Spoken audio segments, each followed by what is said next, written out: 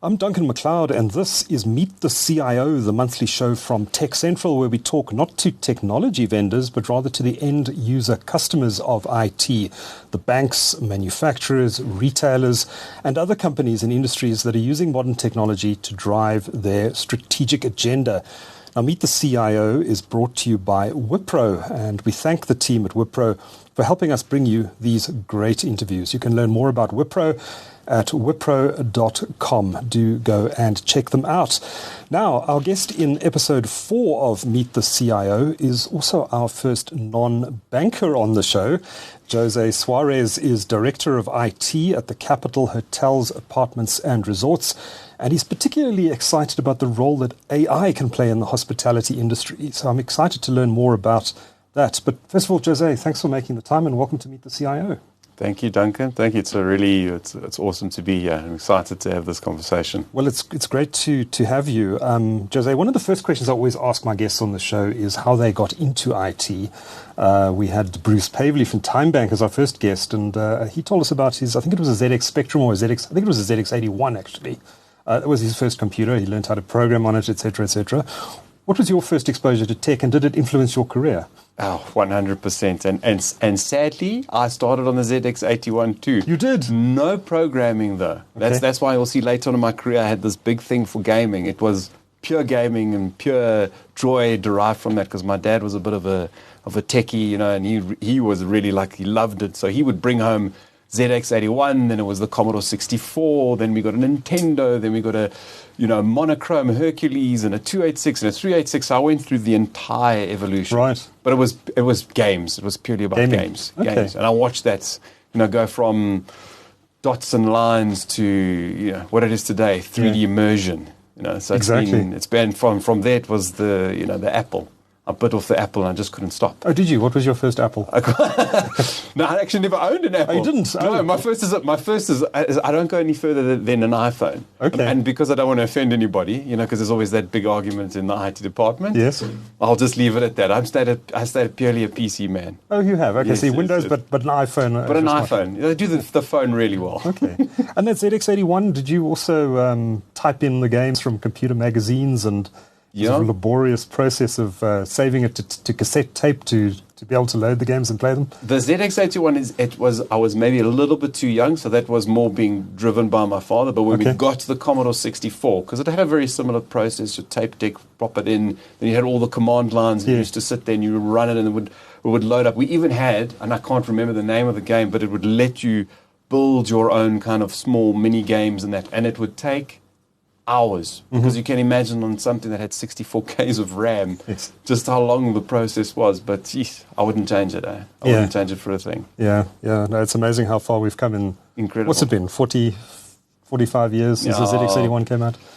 Yeah. Makes me feel old. The great enough. I'm also old. I also used one of those when I was a kid. But how long have you been with the Capital Hotels Group now? It would be just shy of about 6 years now. So I think next year will be 6 years. 6 years, okay. Yeah. Okay.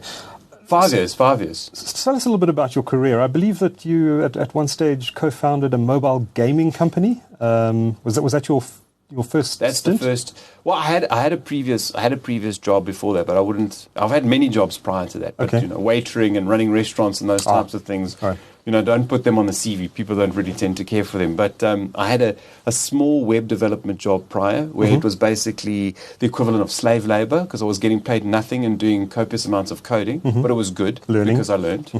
And then I had a friend of mine at varsity who stayed on to do his honors. And then he phoned me up one day and he said, "Listen, I'm going to take that idea that I was throwing around varsity. I'm going to go with it. You interested?" And at that time, my salary had just gone, double digits. So I was like, "No, I'm living the real life here. I'm cushy where I am."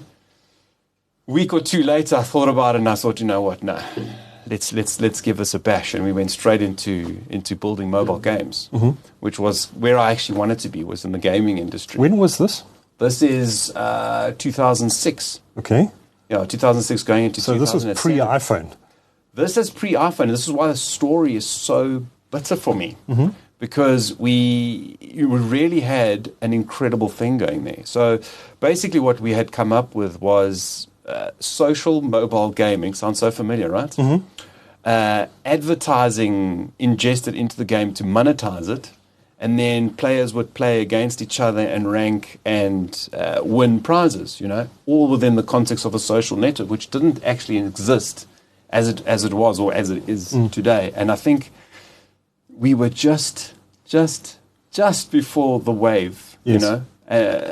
Came, and we unfortunately got distracted with other opportunities, and the whole gaming thing got shut down. We were doing incredibly well. I mean, one of our best achievements in that space is, I don't know if you recall, there was a company called AdMob, and yes. AdMob used to do the mobile advertising. They were bought by Google. Yeah, that's right. That's right.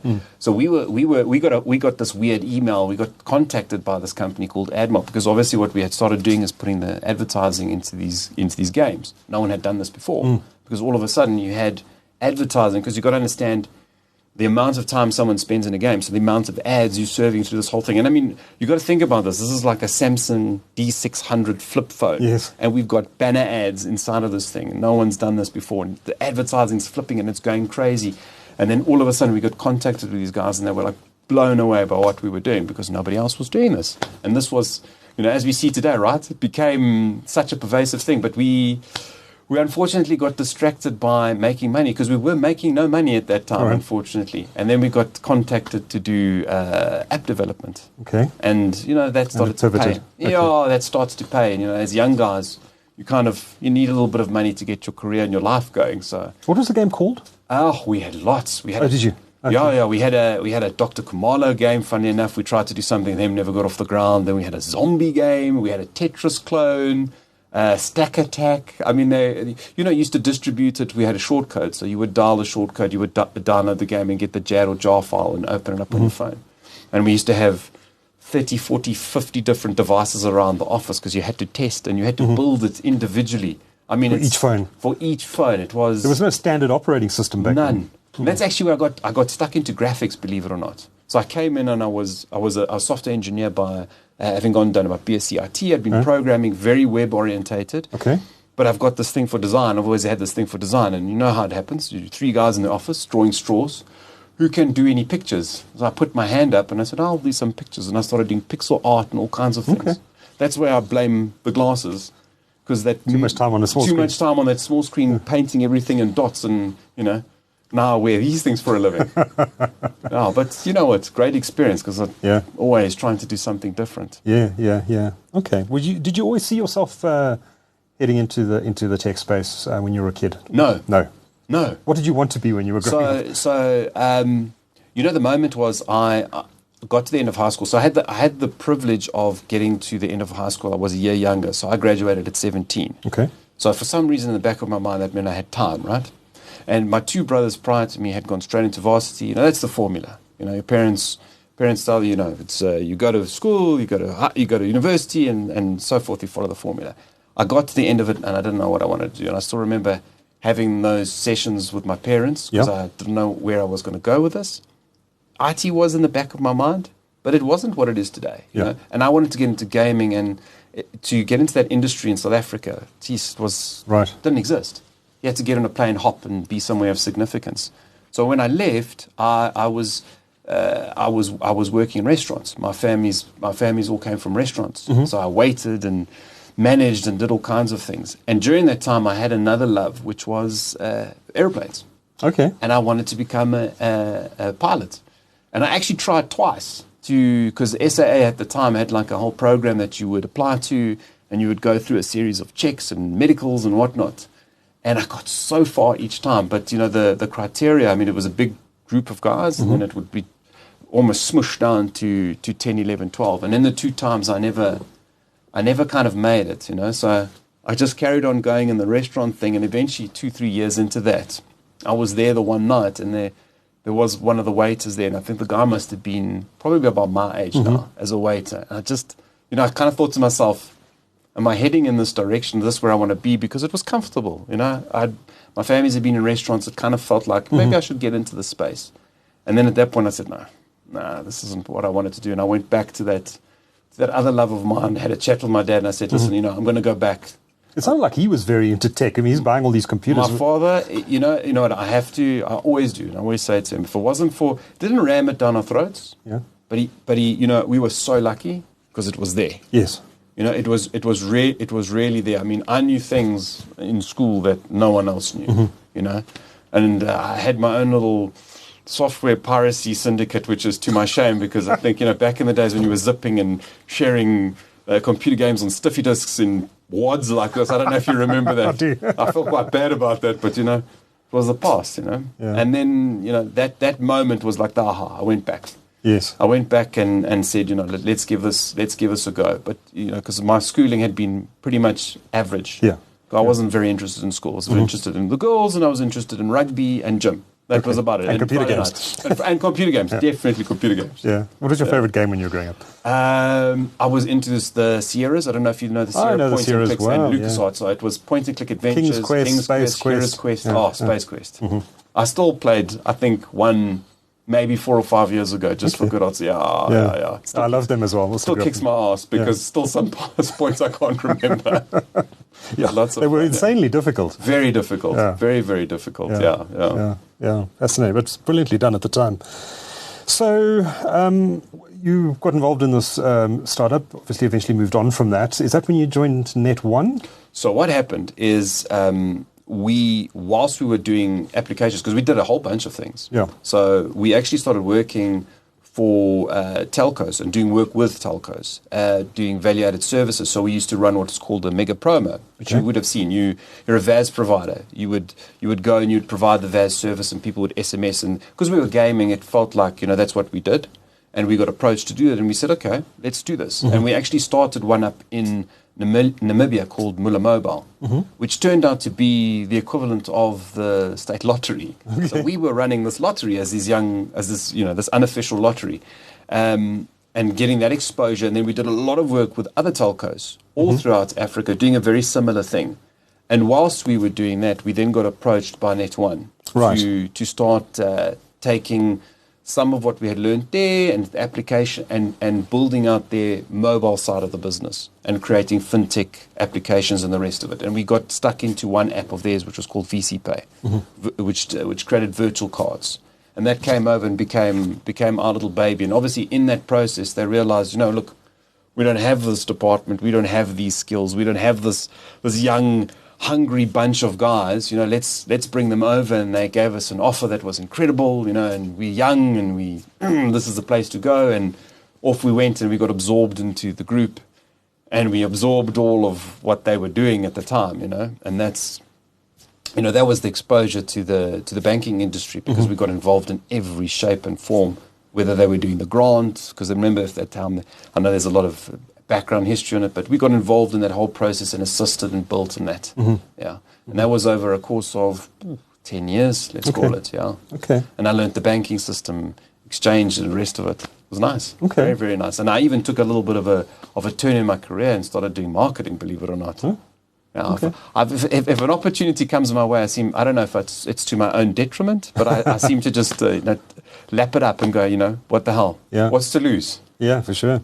So tell us about after Net1 and how you eventually came to the Capital Hotels Group. So obviously we decided at some point, because myself, the guys, the original founding members of the group, we decided Net1 was going in a direction that wasn't really for us. We decided to leave, all went off in our different directions. I then spent probably about a year, maybe a little bit more, in a consultancy basis. Again, because we had done all the other work across the telcos doing lotteries and that, we got approached to try and look at spinning up a couple of lotteries in Mozambique, in Angola, in Swaziland as well. So I spent a year working on those projects and doing some private projects where I was consulting on software development, marketing, a mix of it. And somewhere towards the end of that tenure, I got approached by, I can't remember, the recruitment agency, and they said, look, there's this hotel company. They're very, very kind of entrepreneurial. They're really looking for something different, and we think you're the right thing, because they had been struggling to find this unicorn, because they didn't want an IT guy. They wanted an idiot like me that had decided to do every single job he could find in his career, who could come in and, shake things up. And someone with a wide experience that get into every part of the business. Correct. Yeah. And they don't typically like taking the kind of the formulaic hotelier person, because the thinking is very shaped by the studies, very shaped by the processes, bringing this outward thinking. Mm-hmm. And at the time, I thought, what, I wasn't not going anywhere, but there's no definitive path or route. And I thought, what, this is an opportunity. Mm-hmm. And my timing was spectacular. Do you know why? COVID? Yeah, 6 months. How did I guess? It was amazing. I still remember having that phone call with my past colleagues, and I just said to them, yeah, guys, I've chosen wisely, yeah? I've chosen wisely. I went to my wife and I said, I think this is the one. I've made the big one, the big mistake now. But I was lucky. Yeah. I was lucky in the fact that I had arrived in an incredible group. Mm-hmm. And I think, our CEO and the basis of the business is built on such a foundation of being shrewd when it comes to saving, shrewd when it comes to money, and preparing. Mm-hmm. Preparing always is something I could have probably taken in my own life, in my own personal aspects. But, preparing for the bad times, because the bad times are where good opportunities are made. I guess preparing for COVID is almost impossible. Yes. And no one saw it coming. 100%. But at least we had the stamina to outlast a lot of the competition. I mean, hotels were downsizing left and right, and that gave us the upper hand, because when we came out of COVID, we hadn't closed the door. Yes. We had barely gotten rid of any staff, where now all the other hotel groups had to go and hire up and open up, and those costs and those slowing down of process, we were just, well, we weren't going the way the graph wants to go, but we were at least moving, Mm-hmm. And in that time as well, I got to do a lot of, because it was quieter. Yeah. I got to do a lot of the thinking. A lot of the thinking, a lot of the groundwork of what we've laid now. Okay. Before we carry on, tell me a bit about the group. Who owns it? What properties does it own? What's its target market? Okay. So the business was started by Mark Waxberger, who's our CEO. Mm-hmm. He was, at the time when I came into the business, running the business completely on the ground. It's now got Yuri Bezaidenhout, who's come in as the managing director. Okay. And Mark has now taken, obviously, a more strategic role in trying to get the business to scale. The capital is a hotel group, and we're based across the nation. We have 12 hotels in total, spanning Durban, Cape Town, Nelspruit, Mbombela, and Gauteng. We've got the greatest concentration in Gauteng, with 5 being in the Sandton node, 2 being in Pretoria, and then we've got a beautiful property up, which I mentioned, in Mbombela, and some nice ones down in Durban as well. Okay. Yeah. So is it aimed mainly at business travelers? It is historically. So I mean, when you looked at, we were talking about the name of the business now. It's the Capital Hotels, Apartments and Resorts. Yes. Okay, the resorts portion came in because, coincidentally, like I was referring to during COVID, where there was an opportunity to expand because there were a lot of distressed property, and we picked up some amazing assets like Zimbali and the 15 on Orange in Cape Town. And those brought a resort feel into the business, because prior to that it had been predominantly focused at a business travelers market. And that's why you've got the apartment, because it's that longer term. I'm traveling, I need a kitchen, right. I need amenities. The spaces are beautiful. Someone who comes in on a 6-month contract from overseas, for example. 100%. And we have a lot of that. And the guys are traveling, and they need to have spaces which are functional, with washing machines and dishwashers and the rest of it. And that was predominantly what the basis of the market. Since then, it's obviously expanded into being and having this resort feel, and not only in those coastal regions, also inland, and because people do sometimes take time out, whether in Sandton or whether you just drive up to Mbombela. I mean, Mbombela is beautiful. I don't know if you've obviously been that side. I mean, the landscape and everything, and then you can go out during the day and explore it, and come back to the stunning hotel in the middle of Nelspruit. Do you have one hotel or resort that's your premier destination that sort of supersedes the rest? Or one, maybe if there isn't one, are there two or three that... There's two or three, because I think if any of the GMs are listening and anyone at back You're at the office, I'm going to get into trouble here, because it's like picking favorite children, right? Stand-outish ones, obviously, Zimbabwe's a big one. I mean, that property is gorgeous, built during... Magnificent. Built for the 2010 Soccer World Cup. It was originally done by the Fairmont Group. So you've got, stunning floors and high ceilings that are 3 or 4 or 5 meters. You can imagine mounting a Wi-Fi AP up there.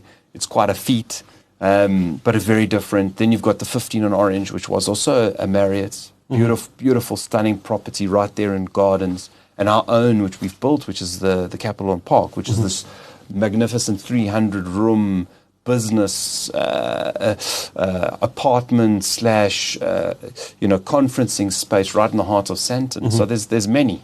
There's many. And in Pretoria, and in, if anyone's listening, guys, they're all amazing. Okay. So, Jose, I've just recently been booking accommodation for my year-end break this year, and I'm amazed you can just do everything online now, and it's so convenient. You don't have to speak to call center agents. It's just, you do your research online, you book online, you pay online, everything happens online. It's all very well integrated. Maybe take us through how IT has transformed the hospitality industry over the last 5 to 10 years, and what that has meant for groups like yours, who no doubt have had to do quite a lot of work in terms of infusing technology throughout everything you do. Maybe take us through what your IT stack looks like now compared to when you joined 6 years ago. Yeah. And with the, and what impact the internet and technology more broadly has had on the hospitality and tourism sector. Okay, so I'm not sure how far back we want to go, but I mean, let's say somewhere between 5 years to a decade, right? So in that space, you'll find that hotels traditionally very procedural, operation intensive spaces, lots of people, right? And all these processes, very paper-driven, very SOPs, thousands, even much to my dismay, there's still too many, okay? But you need them given the volume of functions that a hotel performs. It's not just a place where people sleep. It's a restaurant. It's a conference space. It's a place where people play. It's music going on. There's a kitchen. There's a whole dynamic, a whole mishmash of things there. What it's fundamentally, obviously, internet, if we go through internet, what has internet done? Internet has changed the way the outside world engages with the hotel, right?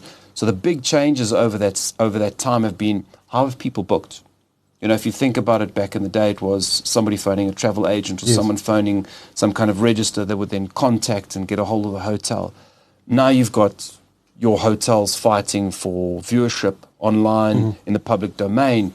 Google Hotels putting out their Booking.com, Agoda, Expedia, etc. Airbnb. So you've got this immense digital land grab going out there, trying to get your property out there, trying to integrate that massive messages coming from all these third-party systems back into your own system that manages now the inventory and all of that. So the big changes have been in those spaces have obviously been in aggregating that information into solid systems, and a transition from being on-prem into a SaaS-based or a cloud-based model. And there's still many hotels, believe it or not, many that are still running on-prem systems, just purely because in some regard there's just so much technical debt here to shift it across is quite a significant amount of work for the hotel itself. Does that put them at a competitive disadvantage? The transition is obviously, to get that working is you've got all these outliers, all these third-party platforms need to talk then to your own platform. And a lot of the hotel groups are still on-prem. And that was one of the big shifts when I came in. We still obviously had a lot of on-prem items. And my big shift since then has been moving everything out of that, moving all of that, going into SaaS-based platforms, moving onto the cloud, building our own platforms. Does it put some of the other hotels at a disadvantage? Not immediately right now, because a lot of these platform providers, these PMSs as we call them, so your property management software, they've done a lot of work to ensure that the nicer technology, the newer technology can interface. Through some sort of middleware. Yes, but the problem is that interface is horrific. Oh, really? Horrific. So it's a huge amount of work, and there's an inaccuracy inside of there. I mean, you speak to anybody within the industry, they'll tell you their pet haters doing any type of integration. It's not as agile. You know, I came from a space where APIs and being able to consume and talk about an integration with a third-party platform. It's you go online, you see the documentation, have one or two meetings, and off you go. This is certification and documentation, getting approval and testing, and months before you get anywhere. So it does put them at a disadvantage in that regard. And they're going to need to move because a lot of the other platforms, these are going to start getting sunsetted as well, which means the features are going to start to diminish. There's massive work being done in terms of changing that already. Okay, Yeah. so the whole industry is moving that way. It's just that Definitely. some are behind because of all the legacy they've got to deal with. 100%. And you've got to remember that in some instances you don't have internet like we have. So they need an on-prem solution. Yes. So maybe there's still a world where that might still need to exist for a lot longer than what we now feel it needs to. Yeah, yeah. Do you, by the way, do you see the platform businesses like Airbnb as an opportunity or a threat? It could be an opportunity. It's not exactly our market. Okay. Not exactly. So we don't, you know what I mean? Because the type of inventory that we're selling, we're not really selling it on a Airbnb. Okay. It's more a consumer retail. It's more a consumer retail in the space of it. You know, it's somebody else who's trying to get there. You know, I own this building, I own this room, I'm trying to get on there. But funny enough, we do have, so because the hotels, the way our hotels work, it's a mixed model. So let's take an example like Park, right? Park is 300 rooms-ish. Those rooms are made up of ones owned by residents who live there, people that have bought it, and then we become the managing agent and lease it. Right. People that own it themselves and then lease it themselves, and that could go onto an Airbnb. So not all the hotels, but some of them are built like that. And that, funny enough, that model, ironically, was the model in COVID that actually helped us tremendously. Because what happened during that time is we just said, take back your. We're not responsible for managing. Take back your units, you know, and that helped us there because obviously that financial strain then became the owners. You know, we didn't have the responsibility because we couldn't rent it out at the time. Okay. So take me through some of the big projects you've been involved in at the Capital Group. What have been the biggest since you joined, and what does your technology stack look like today? Oh, too many things. Okay. It's far too many things, and it was probably one of the things that attracted me to hospitality in general, is that the stack of technology is just so diverse, and everything has to talk to each other. In terms of big platforms, I've shifted the PMS 3 times now. So, and that's probably one of the most horrific things. So the PMS being your primary piece of software. It's got all your guest data, all your profile data, all your reservations and your invoices. So you can imagine when you move that, the whole business is at its knees. And we've moved from an on-prem to, we tried a one cloud provider, it didn't work out. Ironically, again, was during the whole COVID stint, so that flopped on its face. Why was that out of interest?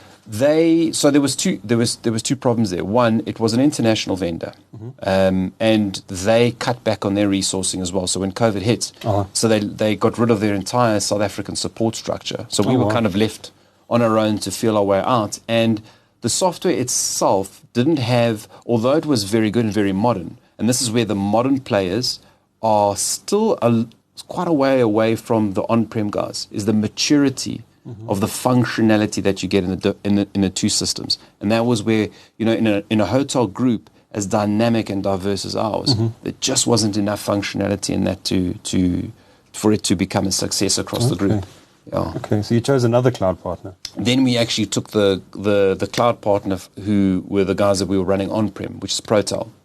And we went onto their cloud platform, which is where we're sitting today. Okay. Where we're sitting today, yeah. Okay. And now, over the last year, we've gone and redone our entire ERP. And if you hear the word ERP, you know you're in for spending money and you're in for sleepless nights. And my hat goes off to the finance guys because they have had a horrific 18 months trying to get this over the line, and we're there. Yeah. We're there. Still a few things to tighten here and there, and that involved everything from procurement to invoicing to balancing everything into the PMS. So it was a complete, and there's multiple integrations and multiple parties. So is this also cloud-based, or is this an on-prem solution? All cloud-based. All cloud-based. So Dynamics, Microsoft, third-party platform from the UK called Bird Street, another platform for the facilities guys called Pragma, and all of that needs to get weaved in together. Then we built our own middleware to be able to talk to this. We've got our own. It's actually one of my crown jewels, let's call it.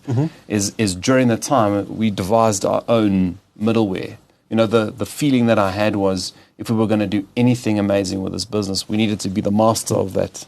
Of that core, and be the one that did the data orchestration between the platforms. And we built this little guy in the middle, and we literally called him Malcolm in the Middle. Oh, really? That's clever. So you must have quite a big dev team then? Could be bigger. And I know someone's going to watch this and they go, no, it's big enough. It started out was myself and another guy. So what I basically did is I went headhunting. I couldn't... with the budgets that were allocated, I think the hotel space themselves are quite intimidated when it comes to IT resourcing. IT guys, particularly very senior technicians and programmers and developers, tend to be quite expensive. So I ended up offshoring it and outsourcing that initial dev. Subsequently, since then, we've now built this up. We've got a team of between 8 to 10 developers there. And we've brought in one of our own. We've now hired up an SDM on our side, so a software development manager, to look after this, so that we've mitigate the risk of having this offshored and obviously having it here, because that team over there is incredible. And I mean, the amount of domain knowledge that we've built up over the last 3-4 years is incredible. I want to touch on a few specific areas now, and let's we hinted at the beginning. Let's chat a little bit about artificial intelligence. It's certainly the topic of the moment. Are you using AI, generative AI, at all in your business, and if so, how? Generative AI specifically, or AI? No, generative. I just use that example because that's what everyone's doing at the moment. But broadly. So I mean, the reality is we actually have been using it for a while. And one of the most significant places that initially I would say we started with was in the revenue management. So we work with another company called Ideas. And in the hospitality space, what you would understand is there's a whole pattern to managing the rate at which a room is sold. There's a whole number of factors, macro and micro factors that one has to take into consideration in order to understand what I should be pricing a room at. And Ideas was one of we didn't start with them. We actually started with another business called Pace. And obviously there's a huge amount of artificial intelligence that goes into understanding and taking into all those factors. So it looks at our hotel inventory. It looks at what we've sold before, how we've done. It takes in the macro components and starts to project when we should be selling, how we should be selling, so that obviously the revenue team knows how to manage us across the group, and that feeds then into marketing. Beyond that, we obviously, the models have become so accessible, and we play a lot. So with .NET, I'm a .NET boyki, so Microsoft. I mean, when I went to... No, why you're not running a Mac here? When I was at Rao became University of Johannesburg during my tenure there, Microsoft and Standard Bank had a big thing there, so they brainwashed us, And since then, Microsoft all the way. But we've been playing a lot in that space. It's just the Azure suite is just a phenomenal environment, and there's an entire AI studio there. I mean, last I checked, there's about 1,800 different models there to play around with. And we've been doing some very cool stuff with telephones as well. So we've been looking at our central reservations, understanding the phone calls there, converting those phone calls into text, analyzing the entire conversation. And it works incredibly well because you can break the whole thing down. And from that, extract information to understand what people are talking about, what people are not talking about, what things are being missed, how well an agent is adhering to a script, who's selling, who's not selling. Wow. And it's and you know that you would normally go and buy that off the shelf, right? Yes. And with a little bit, I've got this incredible team, and we just our CEO actually challenged us with this because he had seen it at a colleague of his, and we went and saw what they were doing, and I said, right, give me 2-3 months, and off we went and just reproduced everything that they had.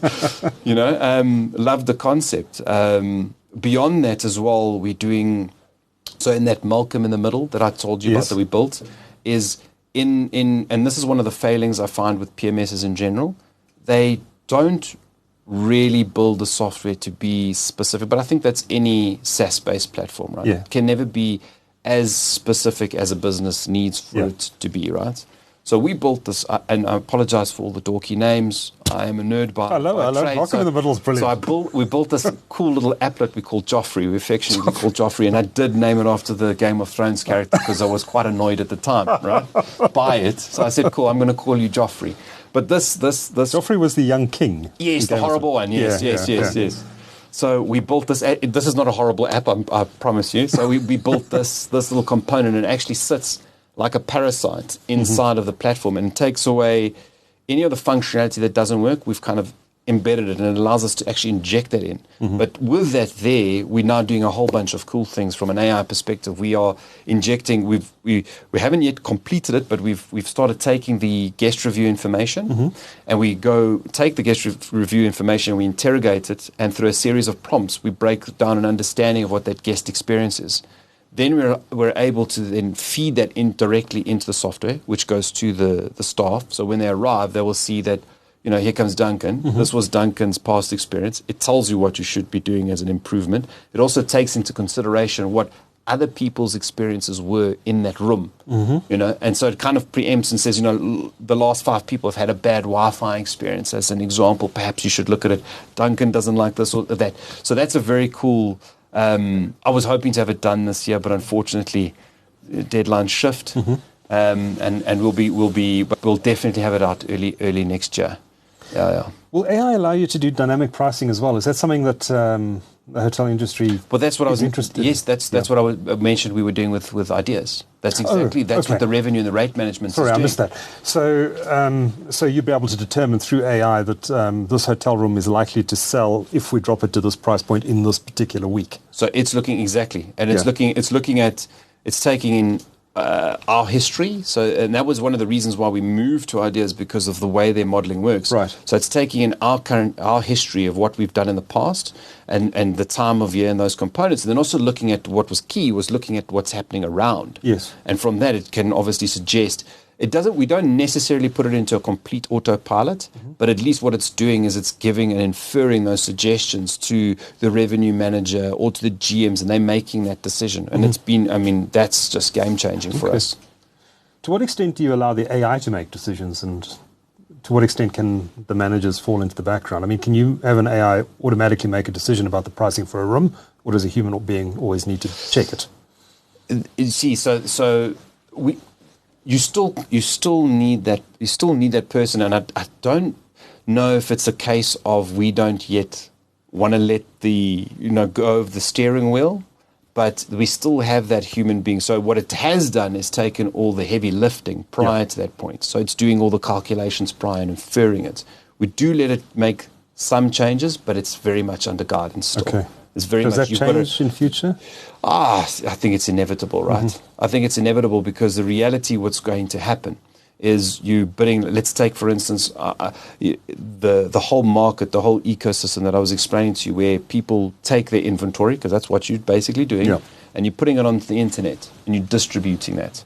And that's going onto multiple platforms, which is your Booking.com and your Expedia and that. The amount of compute that's going to have to go into changing and manipulating that price, because if everybody starts changing those prices, you're in a ferocious bidding war. And if you're still waiting for human beings to drive that whilst others are not doing it, I think you're going to be sorely left behind. Very much so. I mean, obviously, as any hotel group will tell you, the push is to get people to book directly, but it's very difficult when you get onto the highway, which is Google, and you start driving, and Google's going to show you their stuff first, Then everybody's fighting for attention there. Yeah. Fascinating time ahead, I think, as AI increasingly infiltrates, I don't know if that's the right word, infuses itself into this. It has infiltrated, I promise you. It has infiltrated. I want to ask about security as well, because that's the top of mind, not just in this industry, but across the board. But the hospitality industry obviously deals with a lot of sensitive customer information. You've got guests who are very high profile often, top business leaders, politicians, that sort of thing. How do you deal with, what is your approach to cybersecurity? And what specific measures does the Capital Hotels Group employ in that regard? 100%. So obviously, it's one of the most sensitive things. I mean, you've read countless times how these massive groups, and you can imagine their budgets. We've got a decent budget, but you can imagine their budget is probably ferocious in terms of what they're spending on this. And normally what gets hit in any one of these attacks, it's personal information. So for us, it's critical. And we're going through, I think it's a forever process, and I think also with AI now it's become an incredibly difficult environment too, because the amount of attack that happens and the way that it's changing because of how you can change your attack approach using something like AI has made our jobs significantly harder.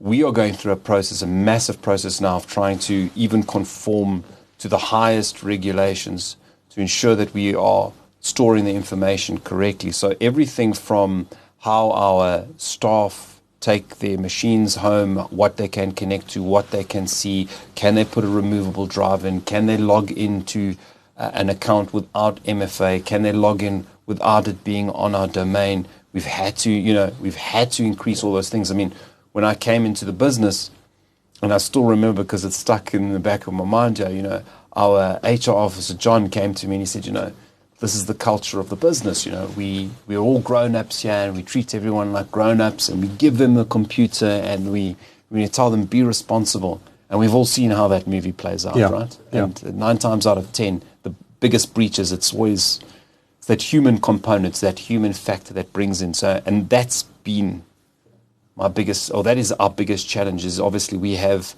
500 to 800 of those human components. And you're talking about people that are coming from diverse backgrounds, so not everybody has the understanding, has the necessary skill set to understand what's the right thing and the wrong thing to do. So lots needs to happen and is ongoing in terms of educating cyber awareness, what they should be, what they shouldn't be doing. But I think I'm more of the philosophy of having a complete zero trust. I trust no one. Right. Trust no one, and you need to do your job. And if you're unable to do your job, then we'll open the door in those areas there.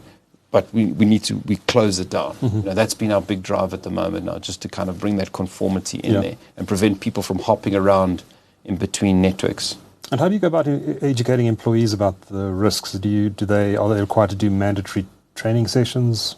How do you approach it? So not yet in full flight. Okay, not yet in full flight. So obviously what we've done is we've done awareness training for your, let's call it management and above, or individuals within the business that carry sensitive information. Sure. It's been quite an obstacle to get to the frontline worker, just purely because they are inundated with our own training. We've got our own schooling facility within the business itself, which trains and uplifts the staff in terms of hotel training. Our next big part is obviously going through and making sure that permeates. So we're going to implement it to the way that if you haven't done your training and you haven't passed it, we actually just close the door down. Okay. So immediately, if you failed something, you no longer you'll come in the next day and it will literally tell you, sorry, you can't do that. But it's purely because you haven't done your training, or you failed. You failed in the test, and that is typically done in a series of quizzes and questions and things that are sent through videos. And then we also, we're busy partnering now with another business, which will basically do, they'll phone in and they'll try and do spoof attempts. And also it automates as well. So it will send spoof emails and things like that and see who will respond to it. So we can have an identified risk register within the business. And we know where we need to improve. Right. Now, you obviously need to comply with South African legislation around privacy, and Popeye obviously is the legislation in South Africa, but clearly you also have guests from other jurisdictions, including the EU, where GDPR applies. Does that mean you have to comply with GDPR directly? So what we do is we comply with GDPR. Okay. Because just as a matter of course. Just as a matter of course, because if we comply with GDPR, we naturally comply with Popeye. With Popeye, yeah. Okay. So and one of the advantages with a lot of the vendors that we do use, particularly they're all European based, and they have got enormous controls around that. So it's been a bit of a saving grace, but we obviously have to enforce our own internal, because we still have a lot of information that moves in between the cells. Yes. Between the different faculties of the business, being finance, sales, admin, etc. Does it make doing business more difficult? I think it's going to, because obviously I've started introducing this year's drive has been very much, I mentioned zero trust. We've gone and we've changing our entire cybersecurity posture, and I literally am having I'm going to call it a speech in a couple of weeks to the executive to say, guys, the business is changing, and this is not the road we might take or would like to take. This is the road we're taking, and it's the one that is going to some degree make business a little bit tricky, because I know how the interchange of information's been. Certain things have been lax, and it's been a little bit easier to not to say that we've opened ourselves up to be victims, but it's been too relaxed, that it's too hard to audit, too hard to see, too hard to know if there's a problem. And the problem is that's the issue. You need to know when there's a problem so you can react to it as fast as possible. Yes. I'd like to talk a bit about skills development and leadership as we move towards the end of the conversation. I know you have some skills development initiatives in place in the group. Maybe just tell us a little bit about those, and we know there's an IT skills shortage in South Africa. How tough is it for you to find the talent you need, and what projects have you specifically put in place to help develop the next generation? We want to keep that in an IT realm, or can I talk broadly around the business? So I mentioned the hotel itself has a hospitality school itself, so they do a lot. It's an incredible arm of the business. It does a lot to train. We even have external hotels coming in and bringing their staff there to be trained. Yeah. The IT side has been a little bit trickier. So this year again was a big drive. So I've actually taken the team individually and set it as almost like a milestone for each of them, that they have to. They have to get into this basis of upskilling themselves in these areas. Where we don't have the skills is, to your point, we obviously then rely quite heavily on third parties. So we partner with vendors themselves.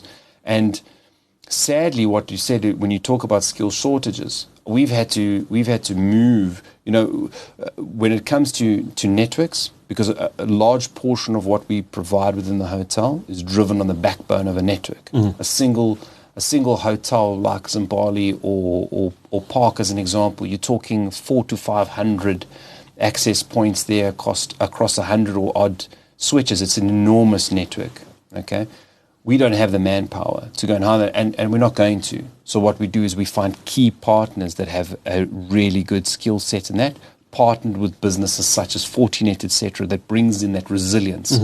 What we found was that we didn't typically like to go and shop for those skills at the very big IT companies, because they charge a lot, and if you're not willing to pay there's silver, then there's bronze, and then there's gold and platinum. And if you're not willing to play the highest echelon, you get a subpar.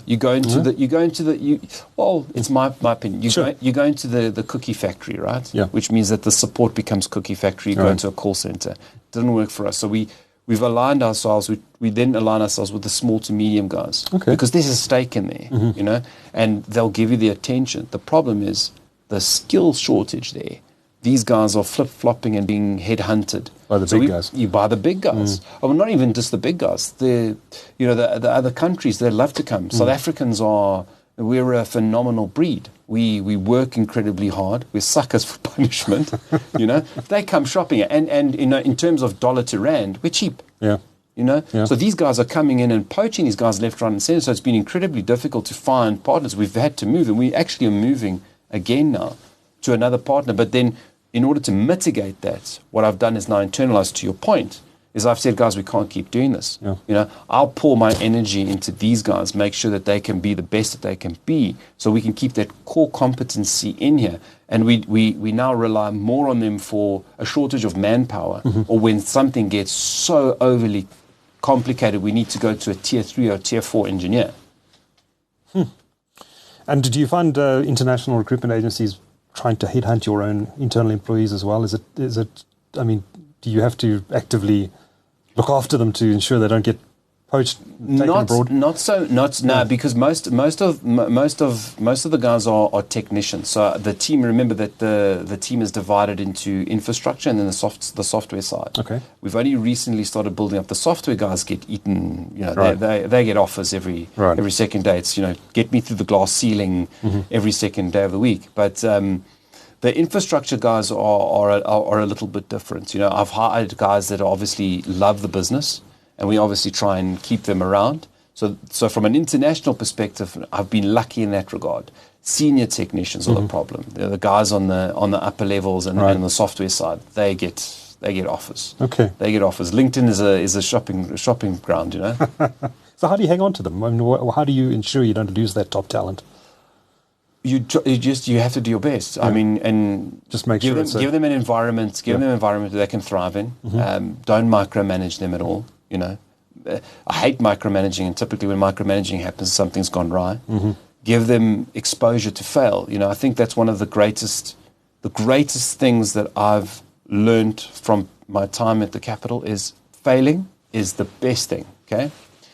As long as you're failing, obviously, in a forward direction. And we've adopted that. You've got to understand that we do things and we're always constantly trying to innovate. And the guys are constantly, doing something, it doesn't work out, and we come together. And I think being in that environment has kept them around. They can see it. And they can see it. And because we don't have this immense or enormous, overly sized team, they're important as well. There's a fine line between having the right amounts of staff and then just too much staff. And then you become a guy that works at a bank. Right.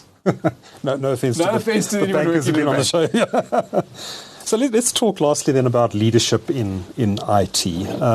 What do you believe are the essential qualities of a director of IT, a CIO, CTO in 2024? What's actually required of the job? What makes a good CIO? What makes a good CIO? I think somebody who listens. Okay, somebody who's not necessarily making all of the decisions. You understand? I understand the environment. I understand the space. I understand what we need to achieve, but I can't get there alone. I understand that I need you, and I need you, and I want you to feel important in the process. So uplifting the guys, that's if you're talking and retaining, it's uplifting the guys. Yeah. Making them understand that this is for you. Let's do this. I got your back. Let's go and get that. Understanding that. And then the second side of it is knowing that you've got to learn the skills. So in learning the skills, they need the time and they need the backing of the business to say to them, we want you to learn the skills. We want you. We're going to incentivize it. And that's what I've done this year. And I said to the guys as they were completing all their qualifications, I said, great news. That's amazing. What's next?